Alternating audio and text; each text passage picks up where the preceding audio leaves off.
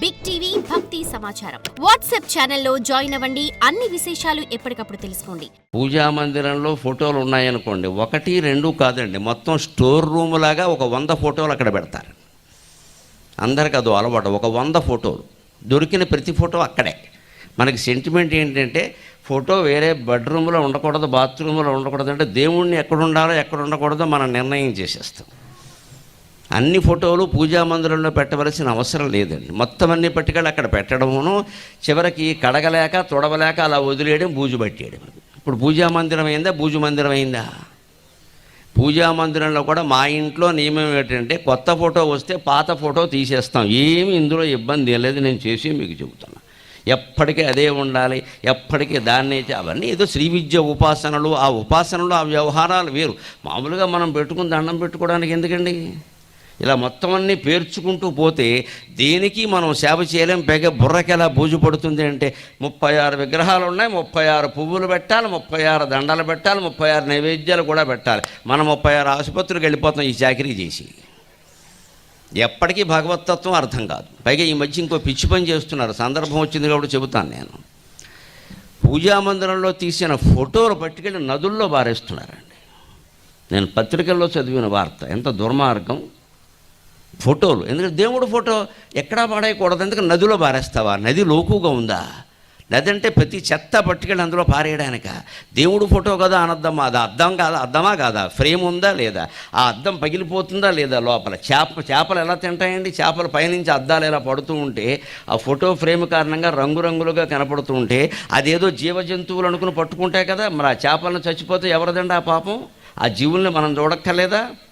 నదుల్లో ఇసుక ఉంటుంది, కింద మట్టి ఉంటుంది, అందుకని మనం ఫోటోలు అడ్డమైన గడ్డి పట్టుకెళ్ళి నదుల్లో బారేయడం ఏంటండి?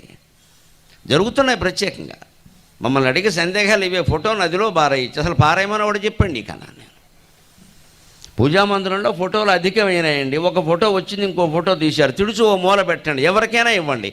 దాని అది కూడా లేని వాళ్ళు ఉన్నారు కదా, ఇవ్వండి హాయిగా. మా ఇంట్లో ఇన్నాళ్ళు పూజ చేసాం, మీ ఇంట్లో పెట్టుకోమని చెప్పండి, పెట్టుకుంటారు. వారు తిరస్కరిస్తే ఇంకోరికి ఇవ్వండి. ఎవ్వరూ వద్దని చెప్పారనుకోండి, కట్టకట్టి మీ ఇంట్లోనే ఓ పక్కన పెట్టండి. నష్టమా? తర్వాత తరాల వాళ్ళు చూసుకుంటారు. లేదు పాత ఫోటోలు తీసుకున్న వాడికి ఇచ్చేసేయండి, ఫ్రేమ్ తీసేసి వాడుకుంటాడు. కొంపలేం అంటుకుపోవండి. అవేం కాశీలో శివలింగాలు కావు, అంత బిల్డప్ ఇవ్వక్కర్లేదు వాటికి.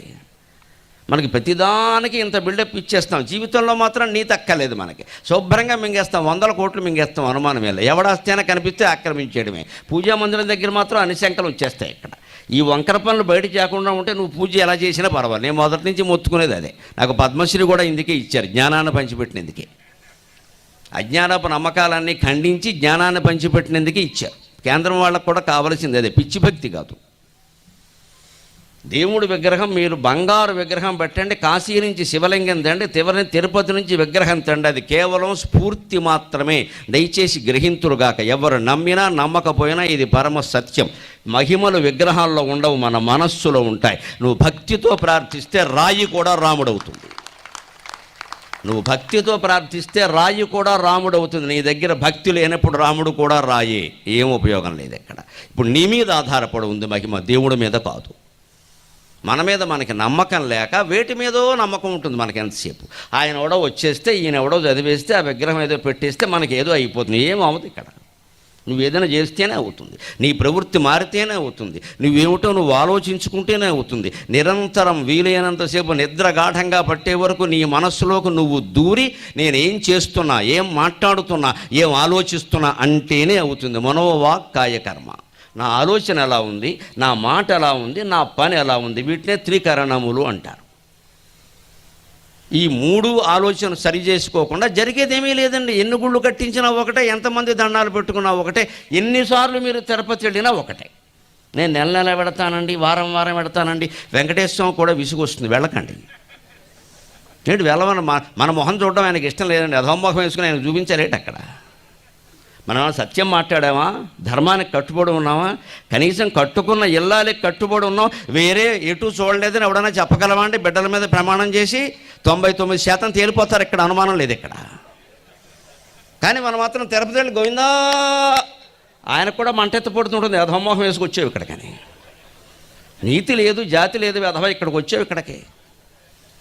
భగవంతుడు ధర్మానికి సత్యానికి కట్టుబడతాడు తప్ప నువ్వు ఇచ్చే కానుకలకి ఎప్పుడు కట్టుబడడు మిత్రమా. గ్రహింతువుగాక.